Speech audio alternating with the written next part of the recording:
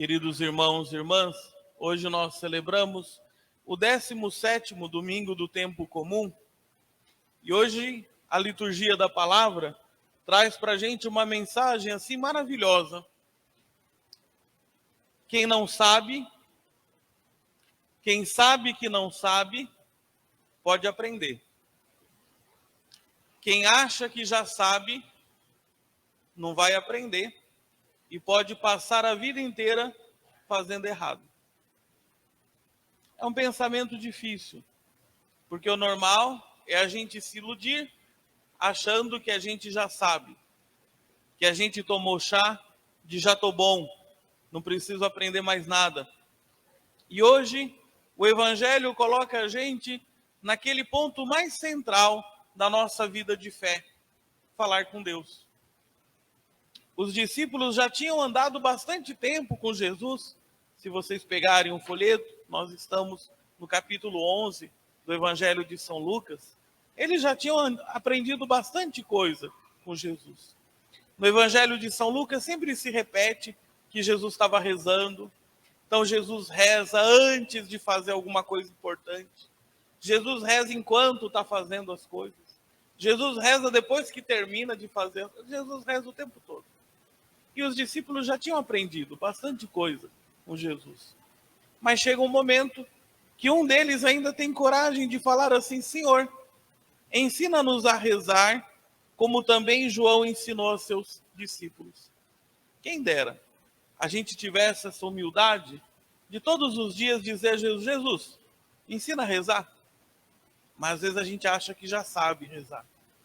E às vezes a gente ainda faz o seguinte, né? Quando você vai encomendar um lanche, uma pizza, você liga, a pessoa te atende, e aí você fala com toda clareza, boa educação: olha, eu estou ligando aqui para encomendar uma pizza, eu quero uma pizza assim, eu quero sem cebola, põe lá um recheio na borda, esse sabor. Quanto tempo demora para a pizza chegar? Não é assim? Qual é o preço? Beleza, e você entende que aí está resolvido o seu pedido. Infelizmente, rezar não é encomendar pizza, nem encomendar um lanche. A oração vai fazendo a gente entrar no coração de Deus e vai fazendo a gente experimentar Deus no coração da gente. Então, quem acha aqui que não sabe rezar, está no caminho certo. Quem acha que quando está rezando não sabe exatamente se está rezando certo, está como esse discípulo de Jesus. E pouco a pouco, talvez o Espírito Santo vai encaminhando para a gente rezar do jeito certo, porque a gente nem sabe pedir direito as coisas, como o próprio São Paulo fala. Mas quem acha que já sabe rezar, quem acha que já é bom demais na oração, pode passar a vida inteira ligando para Deus e apenas pedindo uma pizza. E ainda vai achar ruim porque a pizza não chegou no horário certo, ou pediu sem cebola e ela veio com cebola. Quem não sabe e sabe que não sabe, pode aprender. Quem acha que já sabe, pode passar a vida inteira vivendo de uma forma inadequada. E quando Jesus vai ensinar como é que a gente reza, e aí, cuidado, viu? Vira e mexe, tem gente procurando uma oração forte para alguma coisa, uma oração poderosa para alcançar tal coisa. Aprendam com a própria oração que o Filho de Deus ensinou. E vai rezar, chama Deus Pai. Se a gente fosse olhar, tem alguns momentos em que Jesus fala para a gente rezar a Deus chamando de papai. Tem aí uma dificuldade nossa, porque o pai de Jesus é bem diferente do nosso pai e da nossa mãe. Jesus falou que o pai dele faz o sol brilhar sobre os bons e os maus, sobre os justos e os injustos. Não fica nem escolhendo em quem que ele vai jogar mais chuva lá para abençoar a colheita. Se essa pessoa... Não, manda o sol dele para todo mundo. A gente não sabe direito ser pai ou ser mãe. Às vezes a gente até coloca a condição para o amor ao filho, para o amor à filha. Não é assim? A gente ensina umas coisas para as crianças que são muito nossas, não são de Deus. Por exemplo, quando o seu filho faz lá uma raiva para você, alguma coisa desse tipo, E aí você fala, não faz assim, mamãe vai ficar triste. Tá bom, você realmente tem esse sentimento. Não faz assim, o papai vai ficar triste com você, o papai vai ficar bravo com você. Isso é o jeito do ser humano. Mas vocês já imaginaram o perigo que é quando a gente vai dizendo a uma criança, não faz isso porque o papai do céu vai ficar triste. Não faz isso porque o papai do céu vai ficar bravo. Tem noção do perigo que é isso? Quem acha que já sabe vai passar a vida inteira fazendo errado. Quem aprender a duvidar de si vai ser instruído pelo Senhor. E Jesus na oração ensina, chama Deus Pai. E apresenta a Ele as coisas mais básicas da vida. Primeiro, que aconteça na vida da gente aquilo que Ele quer. Quantas coisas a gente achou que queria, que a gente sabia, o que era melhor para a gente. 1 ano depois, 2 anos depois, a cabeça da gente está completamente diferente. Aquilo que você tanto pediu não aconteceu, você olha para trás e ufa, ainda bem, teria sido um problema na minha vida. Então, primeiro reza para que Deus coloque as coisas no lugar. Que o reino dele na nossa vida venha. Que a vontade dele na nossa vida aconteça.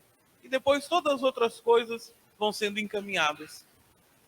A oração do Pai Nosso é uma oração bastante simples, mas extremamente profunda. É uma oração curta, mas se a gente pensasse nela, ela ia ocupar o dia inteiro da gente.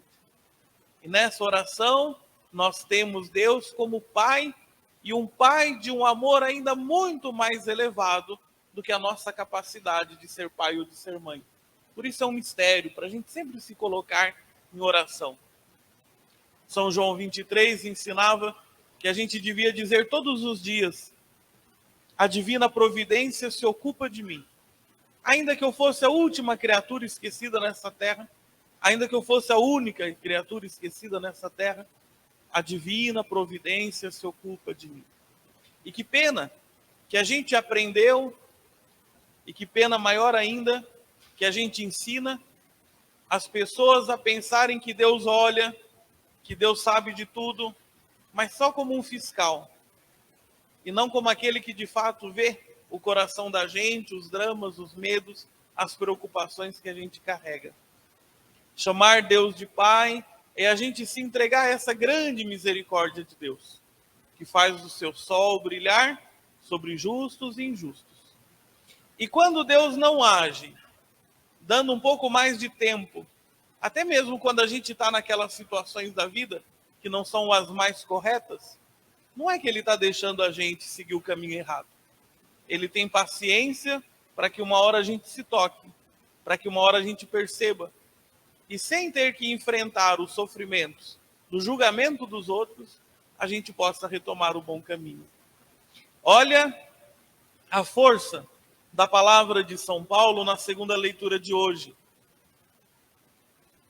São Paulo, ele tem uma certeza que com o batismo nós fomos enxertados em Cristo, nos tornamos com Cristo uma coisa só, e tudo aquilo que é a grandeza de Jesus toca a vida de cada batizado. Semana passada a gente fez o batismo de algumas crianças, alguns deles até estão aqui com a gente hoje na missa.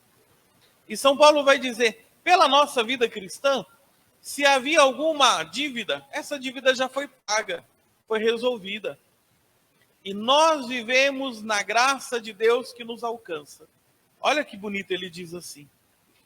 Ora, vós estáveis mortos por causa dos vossos pecados, e vossos corpos não tinham recebido a circuncisão. Aqui, a circuncisão que ele está falando é a marca do batismo, não a marca da carne que os judeus recebiam.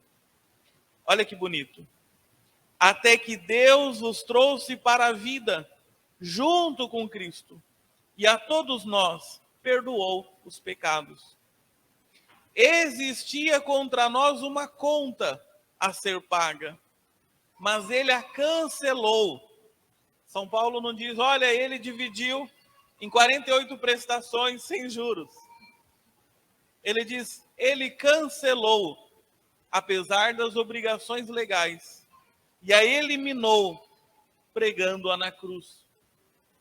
Queridos irmãos e irmãs, quando a gente olha para o Evangelho, a gente só encontra graça e misericórdia.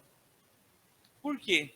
Às vezes, nós cristãos somos os primeiros a proclamar terror, desespero, julgamento na vida daqueles que estão do nosso lado. Quando a gente escuta, seja da boca de nosso Senhor Jesus Cristo, seja da boca dos apóstolos, há uma confiança muito grande de que esse Deus, que é nosso Pai, nos ampara, cuida de nós, quer o nosso bem, conhece também os outros pecados que ao longo da vida nós vamos cometendo, mas é sempre como aquele pai amoroso que vai acompanhando aquela criança, por exemplo, que está aprendendo a andar de bicicleta sem a rodinha. Pode ser que caia, que talvez caia, mas o pai está ali do lado, a mãe está ali do lado, imediatamente ajudam essa criança a se reerguer. A vida cristã faz a gente ter alegria por tudo isso que Deus prepara para nós. E quando a nossa vida cristã vai amadurecendo, a gente vai louvando a Deus por ter acertado o caminho, mas não olha com desprezo para as outras pessoas. Peguem a primeira leitura, fazendo o favor. Aqui a gente tem a intercessão de Abraão pela cidade de Sodoma e Gomorra, que foram cidades que cometeram pecado contra a hospitalidade.